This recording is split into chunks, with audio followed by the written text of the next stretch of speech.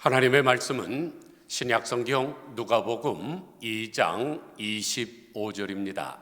신약성경 90면 누가복음 2장 25절부터 33절까지 제가 받들어 읽습니다.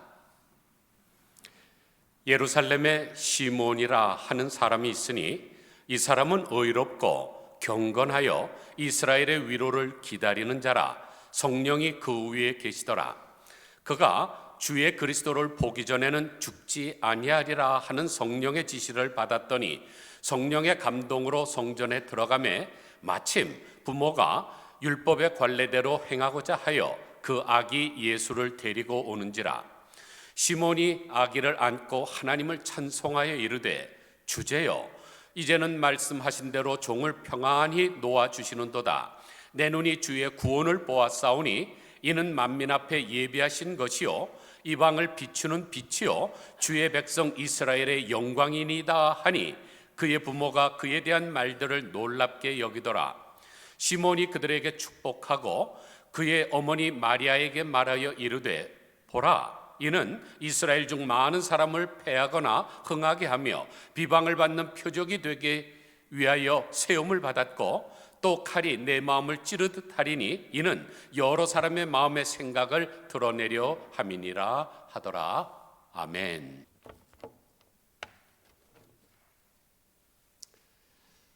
주전 492년에 페르시아 제국은 무적 함대를 이끌고 그리스를 침공을 했습니다. 급보를 받은 그리스 왕은 데미스토클레스 장군을 총사령관으로 임명하고 그들이 해안에 상륙하기 전에 먼저 선제 공격을 가도록 했습니다. 그래서 그리스 병사들은 총사령관의 명령이 떨어지기만 간절히 기다리고 있는데 이상하게도 데미스토클레스 장군은 망부석같이 그냥 가만히 쳐다만 보고 있는 것이었습니다. 그래서 병사들은 그를 비방하고 야유를 퍼붓는 등 심지어는 장군에 대한 반란까지 일어날 조짐이 보였지만 그래도 데미스토클레스 장군은 아무 소리도 못 들은 채 하고 기다리고 있었습니다. 그런데 침묵하고 있던 데미스토클레스 장군이 마침내 공격 개시 명령을 내리고 선두에 서서 전쟁을 치렀죠. 그러면 왜 이 장군이 그렇게 기다리고 있었을까요? 왜냐하면 육지에서 불어오는 바람을 기다리고 있었던 것입니다. 페르시아 제국에 비해서 그리스는 너무나 열세이기 때문에 만약 배를 져서 나가려고 하려면 많은 노동력이 필요하게 되고 그러면 전투력이 상실하니까 기다리고 있다가 육지풍이 불어줄 때 그러면 배 아래서 노를 젓는 노예들까지 전투병으로 사용할 수 있기 때문이었죠. 그 결과 그리스 제국은 대승리를 얻었습니다. 그래서 이 데미스토클레스 장군을 살라미스의 이순신이라고 부르는 거죠. 이순신 장군도 임진왜란 때 명량해전, 한산해전, 노량해전, 옥포해전, 사천해전 등 기다리고 있다가 유인해서 성공을 했습니다. 사랑하는 성도 여러분, 이처럼 기다림이란 매우 중요합니다. 왜 많은 사람들이 인생을 살아가면서 실패로 끝날까요? 왜냐하면 기다리지 못하고 초조하게 서두르기 때문입니다. 믿음의 조상이라고 하는 아브라함에게 치명적인 약점이 하나 있죠. 그의 이력서에 오점이 하나 있습니다. 씨바지 하가를 얻어서 아이를 낳은 거죠. 하나님께서 분명히 아들을 주겠다고 약속을 했습니다. 그러면 기다려야 되는데 그걸 기다리지 못하고 인간적인 방법으로 했다가 지금 이스마엘을 낳는데 지금 이스마엘의 후손들과 이스라엘의 자손들이 저렇게 피 터지게 싸우고 있지 않습니까? 벌써 4,000년이 됐는데 주님 오시는 날까지 싸울 것입니다. 왜냐하면 아브라함이 기다리지 못했기 때문이죠. 먼저 용혜원 목사님이 쓰신 기다림이라는 시를 감상해 보겠습니다. 기다림, 용혜원. 삶이 있는 곳에는 언제나 기다림이 있네. 우리네 삶은 시작부터 기다리고 있다는 말로 위로받고 기다려달라는 부탁하며 살아가네. 봄을 기다림이 꽃으로 피어나고 가을을 기다림이 탐스런 열매로 익어가듯 기다림은 멋, 그리움이지 않는가? 기다림은 생명, 희망이지. 우리네 삶은 기다림의 연속인데 어느 날 기다릴 여유가 없을 때 떠나는 것이 아닌가? 우리네 가슴은 일생을 두고 기다림에 설레이는 것, 기다릴 이유가 있다는 것, 기다릴 사람이 있다는 것, 그것은 행복한 우리들의 이야기가 아닌가? 사실 인생은 기다림의 그 자체입니다. 가만히 한번 생각해 보세요. 어머니 속에서 잉태된 아이는 자궁 밖으로 나가는 날을 얼마나 학수고대하겠습니까? 또 학생은 졸업하는 날을 기다리고, 처녀 총각은 결혼할 날을 기다리고, 직장을 얻은 다음엔 좋은 집을 살 날을 기다리고, 가게 주인은 손님을 기다리고, 파종한 농부는 추수를 기다리고, 운동선수는 금메달 따기를 기다립니다. 또 인간은 죽는 날을 기다리며 사는 존재죠. 그래서 성경에 나타난 믿음의 사람들은 모두가 다 기다리던 사람들이었습니다. 노아 한번 보세요. 사람들이 얼마나 조롱을 했습니까? 그런데도 120년을 기다리면서 홍수가 내리는 날을 기다렸죠. 또한 요셉은 꿈이 이루어지기까지 온갖 모함을 다 받았지만 13년 동안 기다렸습니다. 다윗은 기름받은 후에 사울 왕의 핍박 속에서 15년간을 기다린 후에 왕이 될 수가 있었습니다. 그러므로 인생은 기다림의 연속이고 기다림 그 자체입니다. 그런데 오늘날을 살아가는 대부분의 사람들은 다 조급병이라는 것을 걸려 있습니다. 특별히 한국 사람들, 빨리빨리 병에 걸린 사람들에겐 특별하죠. 한국 사람들 한번 가만히 보시기 바랍니다. 사탕을 그렇게 깨먹는 민족은 우리밖에 없을 거예요. 돌멩이같이 딱딱합니다. 잘못하면 자기 이빨이 부러지는데도 으드득 씹어야 직성이 풀리는 민족이죠.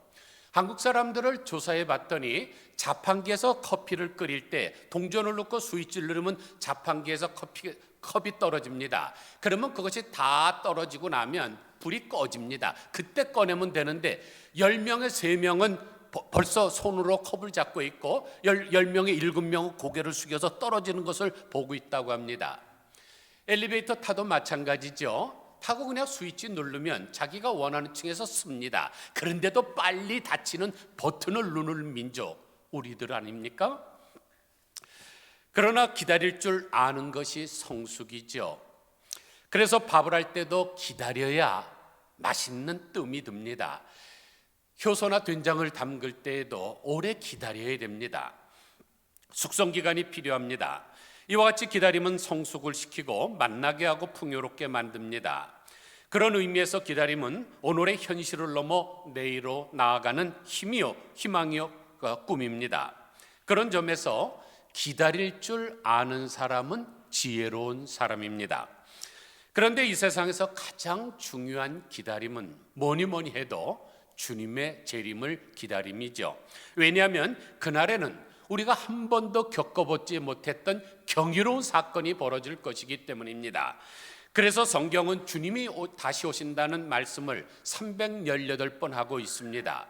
우리가 잘 알듯이 창세기 1장 2절에서 하나님께서 말씀으로 세상을 창조할 때 빛이 있으라 그러면 빛이 있고 지구가 있으라면 지구가 있습니다. 한 번만 해도 되는데 왜 주님이 오신다는 이 말씀을 318번이나 하겠습니까?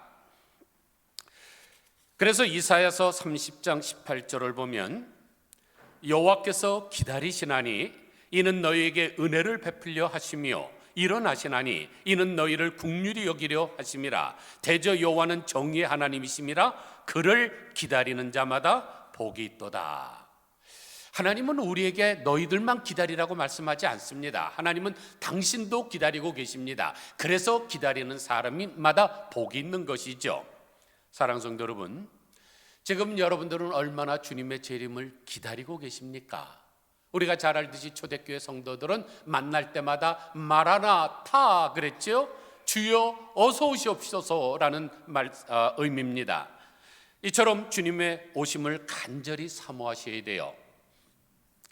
여러분은 문익환 목사님 잘 아실 것입니다. 우리나라의 대표 통일운동가시죠. 그런데 그분의 아버지는 문재린 목사님이셨습니다. 그런데 그분은 죽기 전에 자기의 눈으로 우리 민족이 통일되는 날을 허락해 달라고 간절히 기도했는데도 그만 돌아가시는 날까지 통일이 되질 않았습니다. 그때 그 문재린 목사님이 어떻게 했을까요? 당신의 두 눈을 뽑아서 못 보는 사람에게 이식시켜주고 가셨습니다. 왜 그랬을까요? 비록 자기는 보지 못하지만 내 다른 사람에게 그 눈을 줘서 통일이 되는 날을 보겠다 하는 그런 간절한 소망이 있기 때문이죠. 우리도 주님의 재림을 보고 싶다는 간절한 소망을 가지고 기다리면서 살아야 됩니다. 오늘 우리는 대림절이라고 하는 기독교 절교를 보내고 있습니다. 이 대림이라 그럴 때 대자는 고대한다 할 때 그 대자고, 림자는 왕림한다 그럴 때 림자죠. 그러므로 주님의 오심을 간절히 고대하는 절기입니다. 그런데 대림절은 성탄절로부터 거꾸로 계산해서 네 개의 주간을 말을 하죠. 오늘이 두 번째 주일입니다. 사랑하는 성도 여러분, 그러면 우리가 어떻게 주님의 재림을 기다려야 될까요?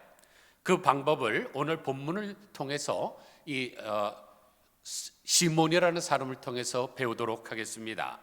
시몬은 정말로 간절히 기다리다가 예수님을 만난 기다림의 대명사죠. 첫째로 의롭고 경건하게 살면서 기다려야 됩니다. 25절 보세요. 예루살렘에 시몬이라는 사람이 있으니 이 사람은 의롭고 경건하여 그랬습니다. 여기서 의롭다는 단어가 원문으로 디카요 슈네인데 이 단어는 정직한 또는 법을 잘 준수하는 이라는 뜻입니다. 디모데후서 4장 8절에 보면 우리 하나님을 가리켜서 의로우신 재판관이라 그랬습니다. 의롭다는 말이 바로 법을 잘 준수하는 거죠. 우리 하나님은 법을 철저하게 준수하시는 공의로운 하나님입니다. 정의 하나님이시죠. 그런데 재미있는 사실은 예수님의 탄생과 관련된 모든 사람들은 다 의로운 사람들이었습니다. 예수님의 아버지 요셉도 의로운 자라고 성경은 기록하고 있고, 예수님의 길을 예비한 세례 요한의 아버지 사가랴도 의로운 자라고 했고, 또한 예수님을 만난 시몬도 의로웠습니다. 이처럼 주님을 만나려면 정직하고 법을 잘 준수해야 됩니다. 시편 15편 1, 2절을 보면 여호와여 주의 장막에 머무를 자 누구오며 주의 성산에 사는 자 누구이까? 정직하게 행하며 공의를 실천하며 그의 마음에 진실을 말하며 이런 일을 행하는 자는 영원히 흔들리지 아니하리로다 그랬습니다. 여기에 나오는 여호와의 장막이나 여호와의 성산이 뭘까요? 쉽게 말하면 천국을 말하죠. 하나님이 계신 곳을 말합니다. 그런데 그곳에 들어가서 살 수 있는 사람이 누구라 그랬습니까? 첫째는 정직하며, 둘째는 공의를 실천하며, 이 두 가지가 다 법을 잘 준수하는 거죠. 세 번째는 진실을 말하며 그랬는데, 이 진실이라는 것도 법정 용어입니다. 우리가 법원에 가면 서약을 하죠. 손을 들고 서약합니다. Nothing but the truth. 진실 외에는 내가 전혀 말하지 않겠다. 그렇다면 천국에 들어가는 조건의 첫 번째, 두 번째, 세 번째 조건이 뭡니까? 바로 그 법을 잘 지키는 사람들에게 주어지는 복이죠. 또 시몬은 경건했다 그러는데, 이 경건했다는 단어가 헬라어로 율라베스인데 종교적 의무가 투철한이라는 뜻입니다. 그러니까 경건한 사람이란 성경에서 요구하는 사항들을 투철하게 지킬 줄 아는 사람, 그 사람이 경건한 사람입니다. 오래전에 독일에 바바리아 성의 백성을 괴롭히던 루드비히 공작이라는 사람이 있었습니다. 얼마나 포악했는지 백성들이 그 사람만 보면 치를 떨었습니다. 그러던 어느 날 이 루드비히 공작이 사냥을 나가죠. 그래서 사냥에 열심히 하다가 그만 길을 잃어버렸습니다. 갑자기 두려움이 몰려오죠. 어떻게 집으로 돌아가나?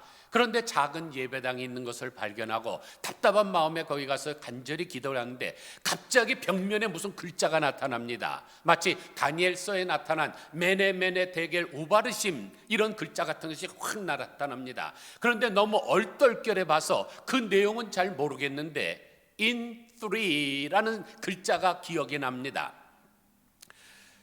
그러니까 그것이 in 3 days인지 in 3 months인지 아니면 in 3 years인지는 잘 모르지만 분명히 어떤 심판이 있겠다는 그런 말씀으로 받아들였습니다. 그러자 이제껏 많은 죄를 지었던 루드빅 공작은 두려움이 몰려왔죠. 아, 내가 3일 안에 하나님의 심판대 앞에 서겠구나. 그래서 이제 왕궁으로 돌아간 후에 3일 동안 열심히 백성들을 잘 돌봅니다. 그런데 3일째 되는 날 이제 하나님 앞에 심판대 쓰려고 성 꼭대기에 올라갔는데 죽지 않는 거예요. 이상하다. 내가 잘못 봤나 보다. In 3days가 아니고 in 3months인가 보다. 그래서 또 3개월 동안 가족들에게도 잘해주고 자기 백성들에게 얼마나 잘해줬는지 모릅니다. 그런데도 석 달이 지났는데도 죽지를 않는 거예요. 내가 잘못 생각한가 보다. in 3year인가 보다. 그래서 가난한 과부와 고아들을 돌보고 정말로 선한 정치를 폈죠. 그런데 갑자기 어느 날 나팔 소리가 울리면서 독일의 황실에서 사절단이 왔습니다. 왜냐하면 루드비히 공작을 독일의 황제로 모시기 위함이었죠. 그러니까 루드비히 공작은 3일, 3개월, 3년을 하나님의 심판대 앞에 서는 그런 마음으로 선하게 살고 의롭고 경건하게 사니까 로마의 황제가 되었던 것입니다. 사랑하는 성도 여러분, 루드비히 공작이 독일의 황제가 될 수 있었던 까닭은 앞으로 내가 수십 년을 더 살 수 있을 거야, 그런 자세로 산 것이 아니라 3일일지도 모르고 3개월일지도 모르고 3년일지도 모르지만 하나님의 심판대 앞에 서겠다는 그런 각오로 의롭고 경건하게 살았기 때문입니다. 그러므로 우리도 그런 자세로 살아가야 되겠죠. 사랑하는 성도 여러분, 여러분들의 지금 삶의 첫 번째 목표는 무엇입니까? 열심히 돈을 모아서 좋은 집을 사는 것입니까? 아니면 공부를 많이 해서 박사학위를 받는 것입니까? 아니면 좋은 직장을 얻고 아름다운 배우자를 만나서 결혼하는 것입니까? 그런 것도 다 중요하지만 그것보다 더 중요한 것이 있는데 바로 그것은 내가 의롭고 경건하게 사는 것입니다. 우리 한번 따라 하실까요? 의롭고 경건하게 살겠습니다. 그런데 성경에 보면 정말로 의롭고 경건하게 산 인물이 나오죠. 바로 에녹이라는 사람입니다. 에녹이라는 이름은 순종한다, 바친다는 뜻인데 육신을 가진 채 죽음을 보지 않고 천국에 들어갔다는 것은 정말로 의롭고 경건한 사람이 받은 복입니다. 창세기 5장 21절을 보니까 에녹은 65세에 무두셀라를 낳았고 무두셀라를 낳은 후 300년을 하나님과 동행하며 자녀들을 낳았으며 그는 365세를 살았더라. 에녹이 하나님과 동행하더니 하나님이 그를 데려가심으로 세상에 있지 아니하였더라. 무두셀라는 187세에 라멕을 낳았고 라멕을 낳은 후 783년을 지내며 자녀를 낳았으며 그는 969세를 살고 죽었더라. 라멕은 182세에 아들을 낳고 이름을 노아라 하여 이르되 여호와께서 땅을 저주하심으로 수고롭게 일하는 우리를 이 아들이 안위하리라 하였더라 그랬습니다. 그런데 창세기 7장 11절에서는 노아가 600세 되던 해 둘째 달 곧 그 달 17일이라 그날에 큰 기쁨의 샘들이 터지며 하늘의 창들이 열려 40주야를 비가 땅에 쏟아졌더라. 언제부터 에녹이 의롭고 경건하게 살았습니까? 바로 에녹이 무두셀라를 낳았을 때부터인데 무두셀라를 65세에 낳았습니다. 그리고 300년간을 하나님과 동행했다 그럽니다. 이 동행했다는 단어가 히브리어로 할라크인데 거기에 전치사 에트가 붙으면 관계를 맺다는 뜻이 됩니다. 남녀가 관계 많으면 자녀가 생기는 것처럼 에녹이 지금 하나님과 정말로 부부와 같은 그런 관계를 맺고 살았다는 뜻입니다. 그러면 왜 하필 무두셀라를 낳은 후에 하나님과 동행을 했을까요? 그 이름을 그가 낳은 아들의 이름에서 찾을 수가 있습니다. 무두셀라라는 이름은 창 던지는 자라는 뜻입니다. 고대 사회에서 전쟁이 일어났을 때 이제 적군이 쳐들어오게 되면 가장 싸움을 잘하는 사람, 그 사람이 창을 들고 씁니다. 축구 경기로 비유한다면은 이제 페널티킥을 지금 쏘게 되죠. 그럴 때 누가 그 골문을 지킵니까? 골키퍼가 지킵니다. 그런데 골키퍼가 그 골을 막지 못하면 골이 들어가서 패배하고 마는 것이죠. 그러므로 창 던지는 자가 쓰러지게 되면 그 도시는 종말을 맞게 되는 것입니다. 그 대표적인 예가 바로 골리앗이죠. 사무엘상 17장 45절을 보니까 다윗이 골리앗에게 이르되 너는 칼과 창과 단창으로 내게 나아오거니와 나는 만군의 여호와의 이름 곧 내가 모욕하는 이스라엘 군대의 하나님의 이름으로 내게 나아가노라. 오늘 여호와께서 너를 내 손에 넘기시리니 내가 너를 쳐서 내 목을 베고 블레셋 군대의 시체를 오늘 공중의 새와 땅의 들짐승에게 주어 온 땅으로 이스라엘의 하나님이 계신 줄 알게 하겠고 또 여호와의 구원하심이 칼과 창에 있지 아니함을 이 무리에게 알게 하리라. 여기를 보세요. 골리앗이 무엇을 갖고 있었습니까? 창과 단창을 갖고 있었습니다. 그러니까 골리앗은 창 던지는 자였죠. 그런데 다윗에게 물맷돌에 맞아서 쓰러지니까 블레셋 군대는 전쟁에서 종료되고 만 것입니다. 그러므로 에녹은 창 던지는 자인 무두셀라가 죽는 날 하나님의 심판이 일어난다는 것을 기억하고 의롭고 경건하게 살았던 것입니다.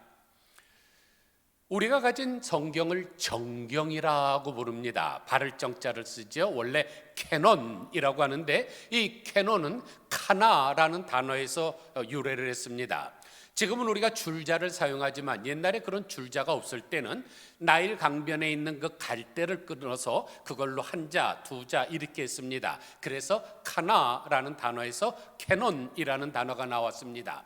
그런데 우리가 외경하면 많은 사람들이 그건 무슨 그거를 읽으면 큰일 날 것 같이 그건 옛날에 가르치던 목사님들이 잘못 가르치신 것입니다. 왜냐하면 정경이냐 외경이나 이것을 따질 때 같이 놓고 따질 만큼 그런 값어치가 있지만은 그러나 정경보다는 못하기 때문에 우리가 외경이라고 얘기를 하는 것입니다.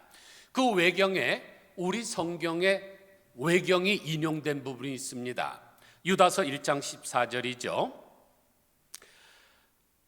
아담의 7대손 에녹이 이 사람들에 대하여도 예언하여 이르되 보라 주께서 그 수만의 거룩한 자와 함께 임하셨나니 이는 뭇사람을 심판하사 모든 경건하지 않은 자가 경건하지 않게 행한 모든 경건하지 않은 일과 또 경건하지 않은 죄인들이 주를 거스려 한 모든 악한 말로 말미암아 그들을 정죄하려 하심이라 하였느니라. 이 구절의 핵심이 뭡니까? 하나님께서 어느 날 뭇사람을 심판하시겠다는 말씀이죠. 그때 하나님께서는 에녹에게 이렇게 말씀하셨을 것입니다. 에녹아, 내가 지금 낳은 아들이 이 땅에 최후 보를 한다. 그러므로 이 아들이 죽는 날 세상은 멸망한단다. 그래서 에녹은 그때부터 심판을 기다리면서 의롭고 경건하게 살았는데 하나님께서 그를 죽이지 아니하고 데리고 가신 것이죠. 그리고 정말로 무두셀라가 죽자 노아의 홍수가 터졌습니다. 그게 사실인지 아닌지 우리 한번 계산해 볼까요? 무두셀라가 187세 때 라멕을 낳았습니다. 그리고 라멕은 182세에 노아를 낳습니다. 한번 더 해보세요. 187 더하기 182 369죠. 그런데 창세기 7장 11절을 보면 노아가 600세 되던 해에 홍수가 터졌다. 그러면 369 곱하기 600 969 아닙니까? 무두셀라가 969살에 죽었으니까요. 그러므로 무두셀라가 죽는 해에 하나님께서 심판하시겠다는 예언은 성취된 것입니다. 그러므로 에녹이 죽지 않고 천국에 올라갈 수 있었던 것은 자기 아들이 죽는 때에 세상의 종말이 온다는 사실을 알고 그것을 준비하면서 의롭고 경건하게 살았기 때문입니다. 그러면 우리가 한번 이런 걸 생각해 보실 필요가 있습니다. 왜 하나님이 인간들 중에 가장 오래 살은 무두셀라가 죽는 해에 홍수 심판을 하셨을까? 이유가 있죠. 하나님은 한 사람이라도 더 많은 사람들이 구원을 받기를 원하셨기 때문입니다.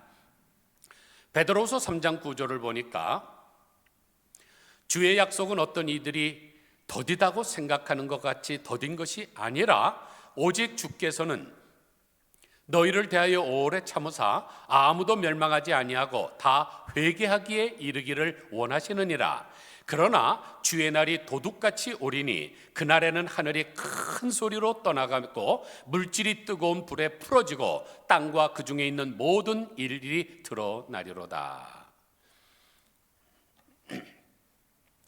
그러니까 우리가 나가서 전도하게 될 때 주님은 다시 오십니다. 그럼 미친 소리 한다 뭐 이런 사람들이 있죠. 그런 사람들은 정말로 구원받기 어려운 사람들입니다. 절대로 주님이 다시 오는 날이 없든지 더딘 것이 아니죠. 하나님께서 한 사람이라도 더 구원받게 하기 위해서 기회를 지금 마지막으로 더 주고 계신 것입니다. 그러나 사람이 반드시 죽는 것처럼 세상 종말도 반드시 오게 되어 있습니다. 모든 세상에 그 시작이 있으면 끝이 있는 것이기 때문입니다. 요한계시록에서도 하나님이 나는 시작이요 나중이요 마지막이라고 말씀하지 않습니까? 그래서 마지막 날이 되면 하늘이 큰 소리로 떠나가고 물질이 뜨거운 불에 풀어지고 땅과 그 중에 있는 모든 일들이 드러나게 됩니다. 따라서 우리는 의롭고 경건하게 살아야 됩니다. 둘째로 이스라엘의 위로를 기다리며 살아야 됩니다. 25절 다시 보면 예루살렘에 시몬이라는 사람이 있으니 이 사람은 의롭고 경건하여 이스라엘의 위로를 기다리는 자라. 당시 이스라엘은 로마 제국의 속국이었죠. 우리나라도 경험해 보지 않았습니까? 일제시대 때 아리따운 그 10대의 처녀들을 정신대라고 하는 그런 것으로 해서 끌려가서 그 무지막지한 일본 군인들의 놀이개가 됐던 거 우리가 원해서 그랬습니까? 아니죠. 힘이 없으니까 그런 거죠. 또 얼마나 많은 사람들이 징용에 끌려갔습니까? 또 농산물 같은 거 다 공출당하고 심지어 이 노수저 그다음에 그릇까지 다 뺏겼습니까? 이스라엘도 마찬가지죠. 얼마나 이스라엘 백성들을 로마 제국 사람들이 괴롭혔는지 모릅니다. 심지어 예수님께서 십자가를 지고 가시다가 쓰러지니까 옆에 있던 구레네 시몬에게 그 십자가를 강제로 지고 가게 했던 사람이 로마 사람들 아닙니까? 그러니까 이스라엘 백성들이 너무나 상처들이 많습니다. 그럴 때 하나님이 원하시는 게 뭔가요? 내 백성을 위로하라. 그래서 시몬도 하나님의 위로를 기다리면서 상처난 백성들을 위로하면서 살았습니다. 사정은 그때나 지금이나 마찬가지입니다. 지금도 얼마나 불법이 자행되고 얼마나 갑질을 하는 사람들 때문에 힘없는 사람들이 고통을 당하고 있는지 모릅니다.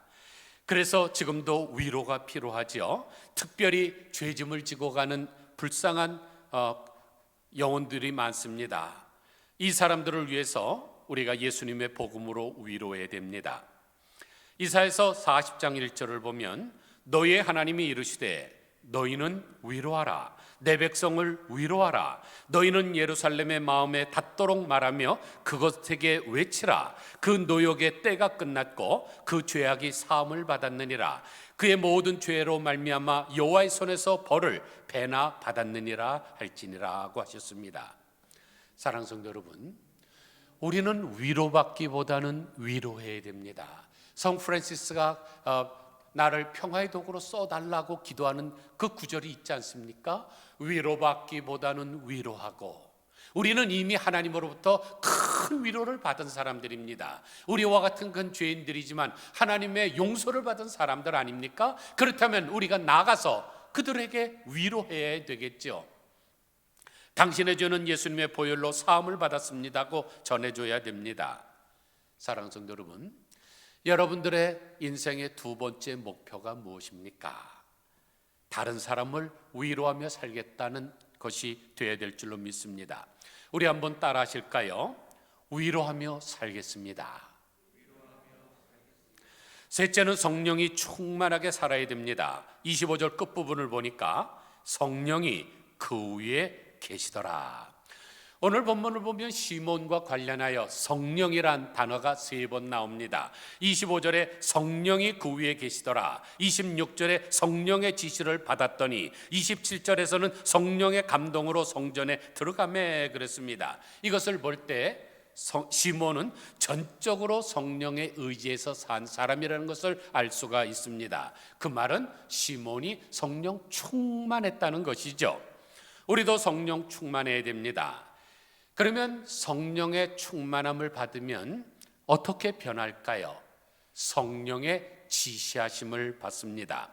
26절 보니까 그가 주의 그리스도를 보기 전에는 죽지 아니하리라 하는 성령의 지시를 받았더니 그랬습니다. 많은 사람들이 잘못된 신학을 가지고 있습니다. 성령 충만하면 알아듣지 못할 이상한 말을 하고 또 무슨 앞날에 일어날 예언을 하는 것으로 착각하지만 아닙니다. 우리의 실생활에서 성령의 지시하심을 받는 것, 그게 바로 성령의 충만함입니다. 그래서 에베소서 5장 18절을 보면 술 취하지 말라, 이는 방탕한 것이니 오직 성령의 충만함을 받으라 그랬죠. 성경은 성령의 충만함과 술의 충만한 것을 대조하고 있습니다. 여러분, 술 한번 취해 보셨습니까? 술 많이 먹으면 어떻게 되나요? 술의 지배를 받습니다. 내가 하고 싶은 대로 못 움직이는 거죠.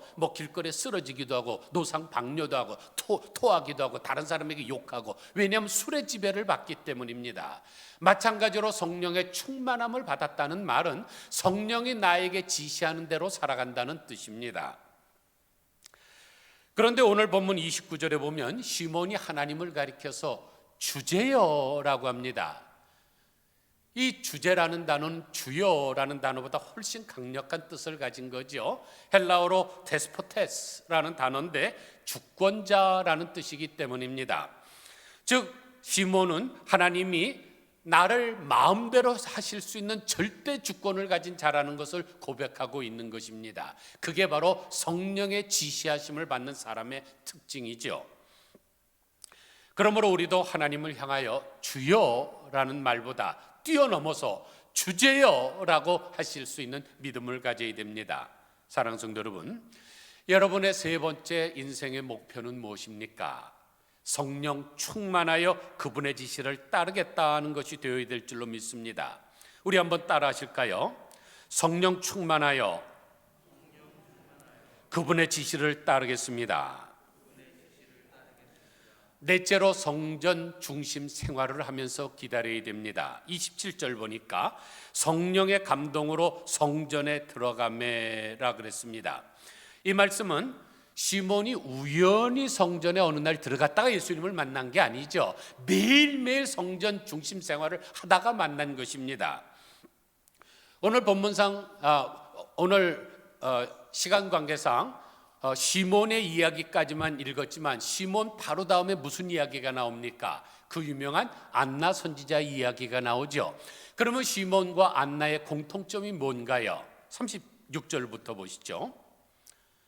또 아셀지파 바누엘의 딸 안나라는 선지자가 있어 나이 매우 많았더라. 그가 결혼한 후 7해 동안 남편과 함께 살다가 과부가 되고 84세가 되었더라. 이 사람이 성전을 떠나지 아니하고 주야로 금식하며 기도함으로 섬기더니, 즉 예수님을 만난 이 시몬과 안나 선지자의 공통점은 두 사람 다 성전을 떠나지 아니했다는 데 있습니다. 이렇게 성전 중심 생활하는 사람은 복을 받습니다. 여러분들은 여호수아와 갈렙 이야기를 너무너무 잘 아십니다. 이제 약속의 땅에 들어가기 전에 모세가 12 정탐꾼을 파송하지요. 각 지파에서 한 사람씩 뽑아서 대표자로 보냈습니다. 그런데 10명은 돌아와서 그 땅을 악평을 합니다. 그 땅은 거민을 삼키는 땅이라, 우리는 그들에게 비교하면 메뚜기와 같다, 막 악평을 합니다. 그런데 오직 여호수아와 갈렙만이 아니라 하나님이 주신 땅이다, 우리가 가자 그러죠. 그래서 10명은 광야에서 다 죽고 오직 여호수아와 갈렙만이 들어가게 됩니다. 그런데 나중에 모세가 죽은 후에 누가 후계자가 됩니까? 여호수아가 되죠. 아니 그러면 갈렙의 편에서 굉장히 서운할 수가 있습니다. 아니 10명은 그렇게 악평을 해서 죽었다 치자, 우리 두 사람만 그 땅을 선평을 해서 우리가 그렇게 들어가게 됐는데 왜 나를 빠지게 될까? 서운할 수 있죠. 뭐 세상적으로 얘기를 하면 이런 말도 될지 모르겠어요. 여호와와 여호수아는 여시니까 두 사람이 다 인종차별을 했나, 종친인가? 그러나 특별한 이유가 있죠. 출애굽기 33장 11절을 보니까 사람이 자기의 친구와 이야기함 같이 여호와께서는 모세와 대면하여 말씀하시며 모세는 진으로 돌아오나 그 눈의 아들 젊은 수종자 여호수아는 회막을 떠나지 아니하니라. 회막은 광야에 있던 성전이죠. 간이 성전입니다.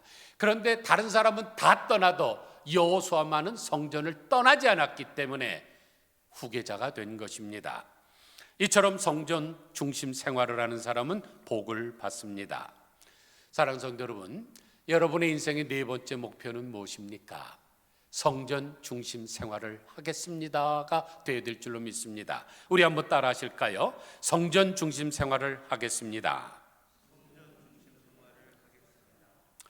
아무쪼록 주님의 재림을 대망하는 이 대림절에 시몬처럼 의롭고 경건하고 하나님의 위로를 기다리며 성령 충만하며 성전 중심 생활을 하심으로 하나님을 만나시고 하나님이 계신 천국에 다 들어가는 우리 모두 다 되시기를 주님의 이름으로 간절히 축원드립니다.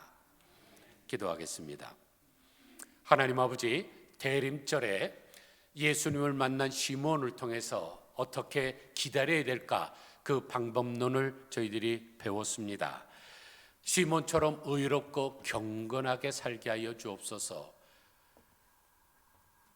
법을 잘 준수하게 하여 주시기를 원합니다. 믿음이 있다고 하면서 교통법규도 지키지 않고 또 하나님이 원하시지 않는 위법한 일, 불의한 것들을 행하면서도 자기가 믿음 있는 줄 착각하는 사람들이 너무나 많은 줄 압니다. 정직하게 하시고 진실하게 하옵소서. 이것이 바로 법적 용어인데 우리 하나님이 의로우신 재판정처럼 하나님이 원하시는 것은 우리가 의롭게 살아가는 것인 줄 압니다. 또 경건하다고 그랬는데 이 경건한 것이 종교적 생활에서 투철한 것을 말하는 것을 배웠습니다. 하나님이 우리에게 요구하시는 것들이 있습니다. 그것을 지키기 위해 투철하게 하여 주시옵소서. 또한 내 백성을 위로하라고 하신 하나님의 음성을 듣게 하여 주시기를 원합니다. 이 세상은 지금 위로를 기다리는 사람들이 너무나 많습니다.